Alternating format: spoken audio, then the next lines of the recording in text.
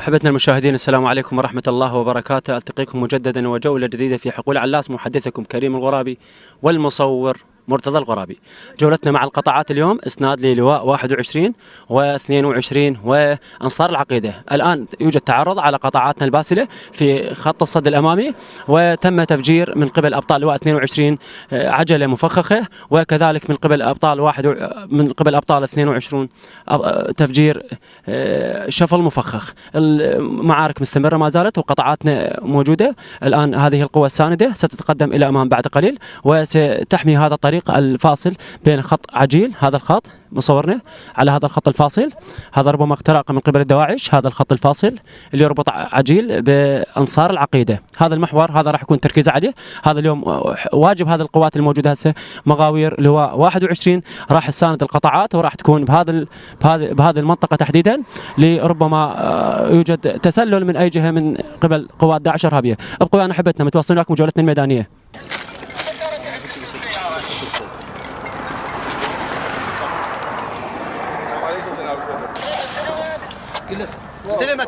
استلمت اخي الانصار، استلمت بغنيمه وياك، استلمت.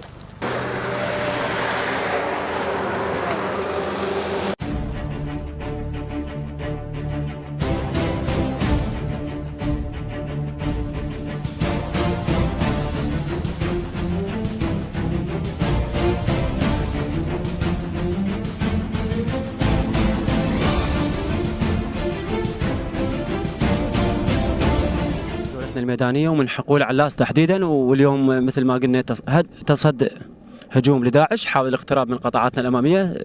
المجاهد البطل السيد سامي فريحة، السلام عليكم. عليكم السلام ورحمة الله وبركاته. يعني باعتبارك مسؤول الدعم اللوجستي لواء 21،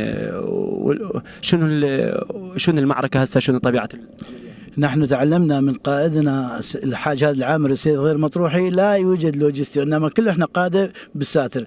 والحمد لله والشكر بدات قطاعات الدواعش الكفره بالتعرض على قطاعاتنا وتجرب حظها من جديد، وان شاء الله احنا متواجدين وراح نراويكم الجثث ان شاء الله بعد ساعات ان شاء الله.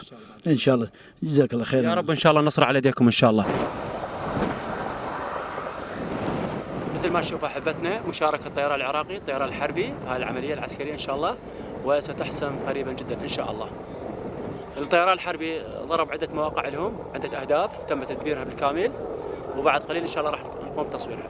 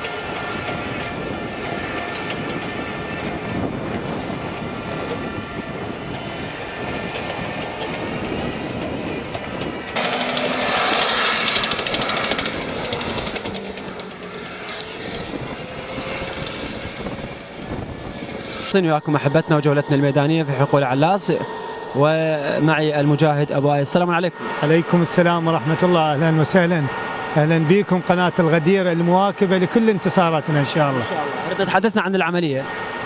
اخواننا الاعزاء، كما تعلمون ان هذا المكان من المكانات المهمه، حيث يحتوي على 73 او اكثر من ابار النفط الذي انتزعناها بقوه من الدواعش، ويحاولون كثيرا، وبعد أن يئسوا من محاولاتهم في أثناء الليل وكثرة هجوماتهم، حيث هجموا أكثر من 30 مرة على هذا القاطع فباءت في الفشل. وحاول اليوم التعرض على قطاعاتنا بالنهار بعجلات مفخخة وأفراد كثيرة، لكن الأبطال من قوات بدر لواء 21 الفوج الثاني والقوات المتجحفلة معها وقوات الجيش جزاهم الله ألف خير تصدوا لهذا الهجوم، وكان تعرضا نستهين به حقيقة مقارنة بالتعرضات الأخرى أخ كريم. يعني كما تلاحظون يعني قبل أيام كان تعرض شديد وينوون احتلال مدينة تكريت، لكن توجهنا لهم وباءت محاولتهم بالفشل. والآن كما تعلمون أن الهجوم أو التعرض قد خف بعد أن قمنا بتفجير عجلتين مكونة من شفل ومدرعة وهمر، والآن طيران الجيش جاي يعالج، وإخوانكم المقاتلين والحمد لله والشكر والموقف مسيطر عليه. وإن شاء الله ما نعطي هذه المنطقة أبدا، لأن دفعنا دماء غالية وعزيزة علينا، فلا نعطيها يعني بصورة سهلة أبدا، لا تتصورون. إن شاء الله بعون الله تعالى. تواصلين وياكم أحبتنا المشاهدين. السلام عليكم. السلام ورحمة الله أخوي. ردنا نعرف واجبكم اليوم باعتباركم الدبابة تتحرك فقط في المواقف الصعبة واللي يكون الحسم عليها دائما. صحيح، هذه صحيح. لا مواقف صعبة يعني وجدا يعني، ونطلع احنا الدبابة ونشوف إن شاء الله الله كريم. نعم. وذولا دواعش إن شاء الله ساحقينهم.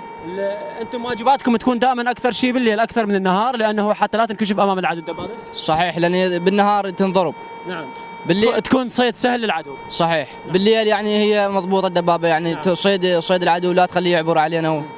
يعني دبابة مضبوطة. نعم. وإن شاء الله إحنا بخير ونقول لها ان شاء الله سالمين احنا ان شاء الله. ان شاء الله. يعني اكثر العمليات اللي حسمتها الدبابه دائما في علاس وفي عجيل قرب انصار العقيده وهذه المناطق. يعني اليوم انتم لما تحركتوا بالواجب شنو كان شعوركم؟ والله شعورنا جيد جدا. نعم. والحمد لله والشكر، ونقول يعني هاي اكثر مواقف انت قلت لنا على عجيل وعلاس. نعم. هاي هنا جبال. نعم. زين، والدبابه يعني زينه، الدبابه يعني قويه، وهاي يعني اصابتها تكون دقيقه جدا. اصابتها دقيقه جدا. نعم. وان شاء الله خارقين العدو ان شاء الله. مثل ما نشوف احبتنا وصول قائد عمليات صلاح الدين لمنطقه المعركه، لارض المعركه، لحسم المعركه والمشاركه مع قطاعاتنا من خلال توجيه الطيران الحربي او الاسناد من القوات المباشره. راح نكون ويا الفريق حتى نسمع من عنده. اخي جاسم،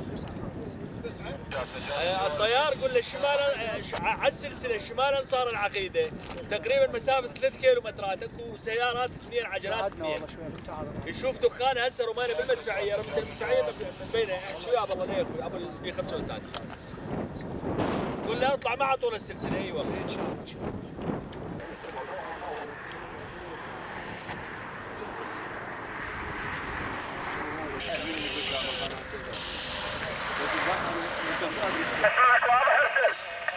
السلام عليكم يا اخي، والله واجب ان شاء الله تقبل. قبل لا اخلص الموقف عندك عجله ودي اخوي خاف تحتاجه ساعه بالساعه. محمد غزي جاسم يطير تشكيل ثاني على انصار العقيده، هذول اللي صايرين على الشارع. سيدي انت تشتغلون يقول هسه راح يطيرون، هسه دخلكم يطيرون ان شاء الله. يلا اخوي يلا بسرعه اخوي والسزنه بسرعه تلوذ وترجع بسرعه، السزنه تلوذ وترجع. متواصلين وياكم احبتنا المشاهدين وجولتنا الميدانيه والتغطيه الخاصه للتعرض اللي يحدث الان على قاطع عجيل وعلاس مع القائد المجاهد ابو كوثر محمداوي امر لواء 22. السلام عليكم حجي. السلام عليكم وسهلا. ارتك تحدثنا عن العمليه.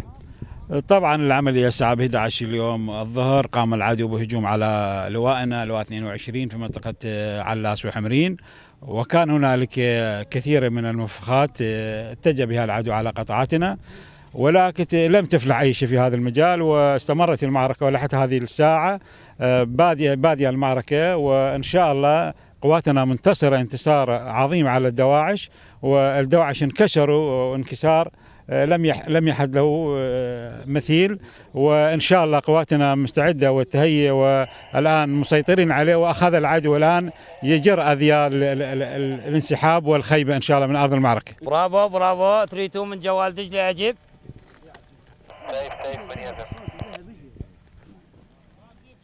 سيف تسمعني سيف؟ عجيب. سيف من يزن. برافو 3-2 برافو 3-2 من جوال دجله. عجيب. يزين من جوال دجله كيف تسمعني؟ عجيب. يزين من جوال دجله.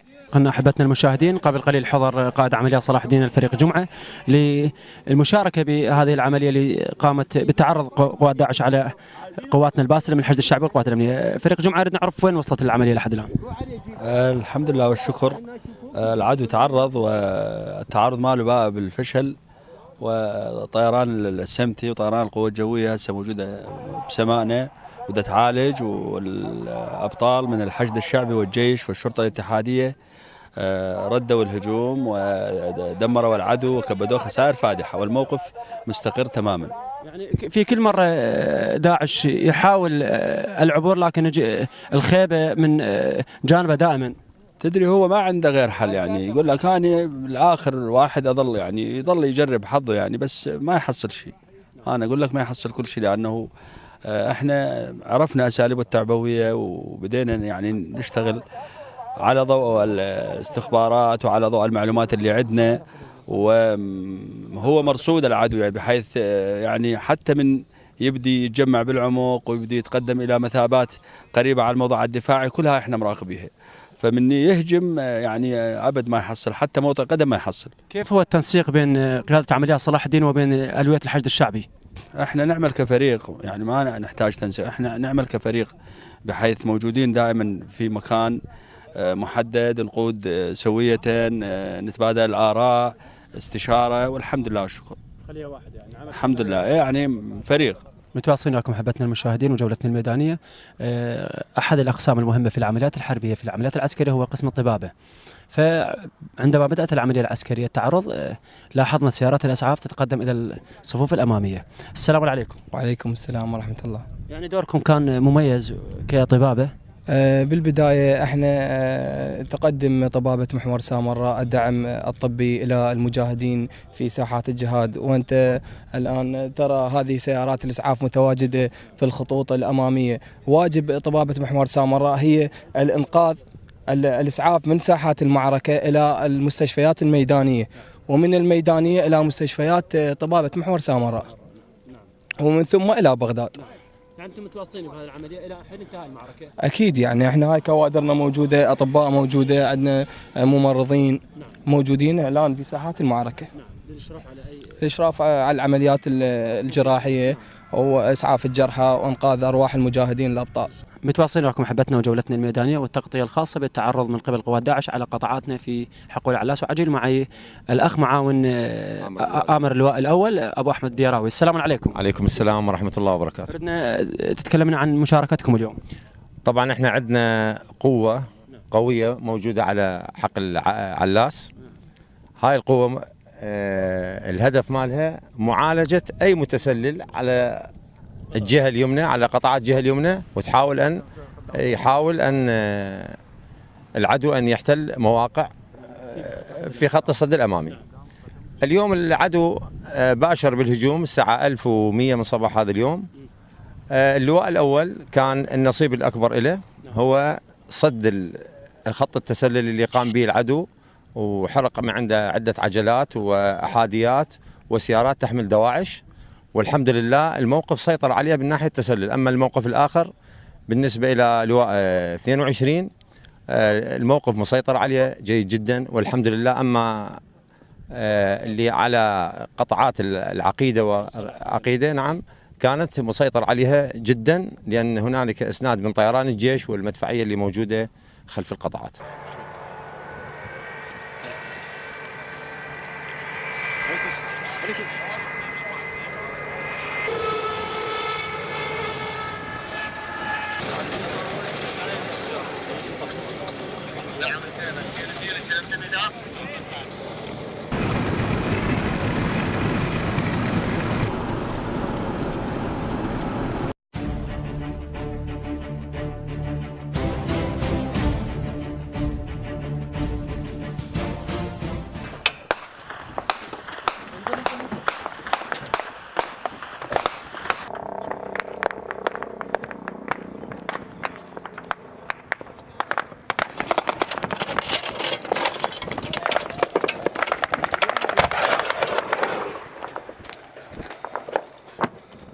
قواهم الله.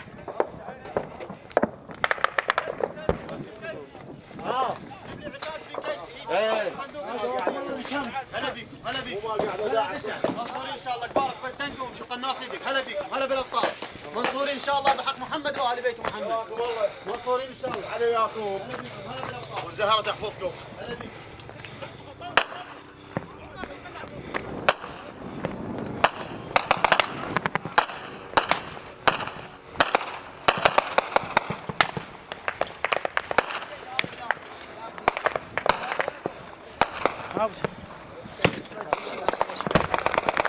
الناس دير بالك.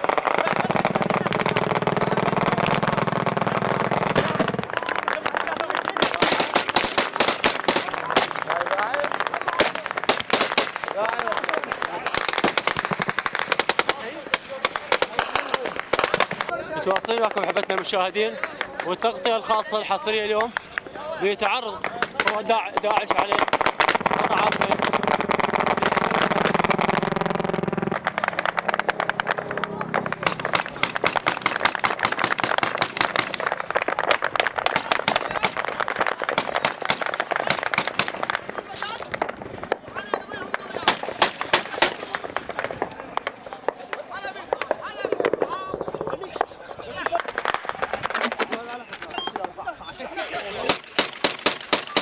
بخط الصيد، انا بخط الصيد.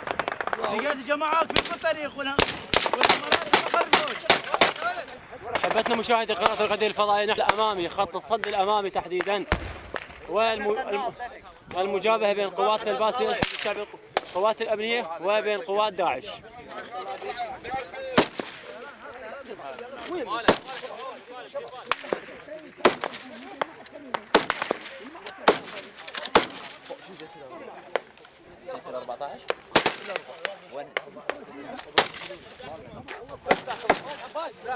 هذا بكفر وعلى بطال على ما تجي.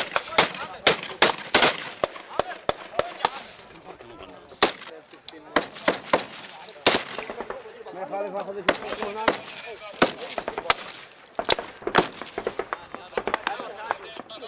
دنك ما سحبت يبارك صاحبك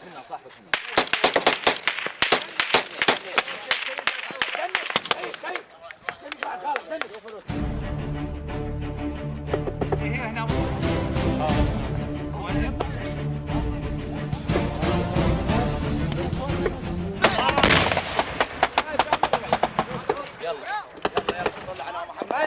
اللهم صل على محمد.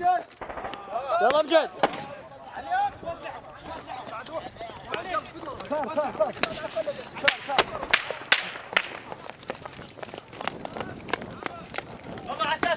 يلا سيد.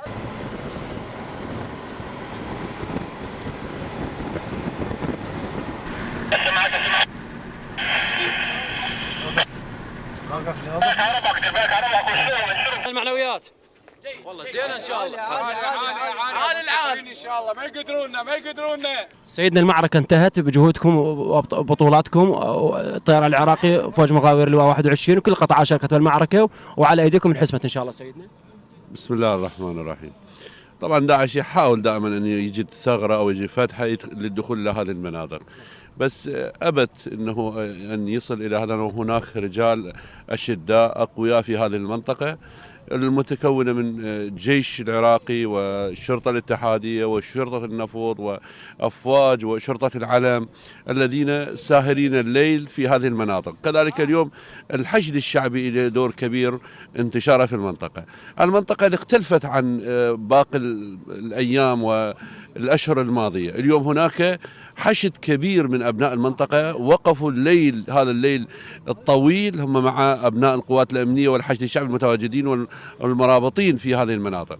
ولذلك أنا أطمئن كل أهلنا وناسنا أن داعش اليوم بانكسار، داعش اليوم بهزيمة، خلف وراء في هذه المعركة جثثه وقتلاه وآلياته، والحمد لله من نصر إلى نصر. اليوم هناك استعدادات في المنطقة لتحرير باقي المناطق إن شاء الله، الحويجة، الرياض، الرشاد، هذه المناطق التي صار مدة طويلة بسبب الوقوف احنا تأخرنا في تحرير هذه المناطق. إن شاء الله اليوم قطاعاتنا معنوياتها عالية، حشدنا معنوياتها عالية، ناسنا وأهلنا في هذه المناطق معنوياتها عالية من أجل تحرير المناطق الباقية. اليوم الدماء الزكية الطاهرة التي سالت في هذه المناطق هي من أبناء الشيعة والسنة، ليس فقط من الشيعة والسنة. وأنا أقول لكل السياسيين الذين يدعمون داعش فاقروا الفاتحة على داعش، انتهت في هذه المناطق، ولفوا إشوالاتكم واذهبوا، لا تبقون في العراق، لأنه أنتم اذهبوا مع داعش، من أين أتى داعش اذهبوا وارحلوا من هذه. كذلك القنوات الإعلامية التي تطبل إلى داعش أنصحهم أن يأتوا إلى هذه المنطقة ويروا اللحمة العراقية الوطنية العالية بين أبناء الشعب العراقي.